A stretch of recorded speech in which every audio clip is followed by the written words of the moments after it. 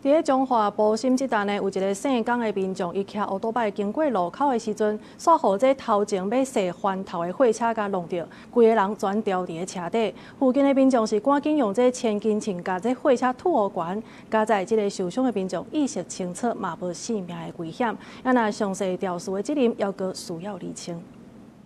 货车伫路口准备要驶头，后壁的机车未护闪，互货车弄着，规个人掉伫车底，袂顶袂动。附近热心的民众发现，赶紧报警处理，马上用千斤秤甲货车吐互悬，等待警消来救援。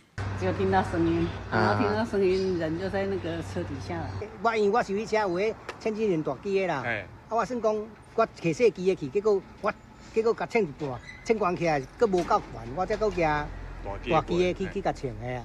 这站车祸发生伫22下晡的点歌，伫中华部心乡的新兴路甲大勇街的路口，一位姓王的驾驶驶小货车伫路口要驶头，却直接弄到共方向骑机车姓江的民众。消防局接到报案，出动2台消防车、2台救护车，计共8名消防人员去现场救援。那我们使用顶举器，然后将车体升高，那将伤患顺利脱困。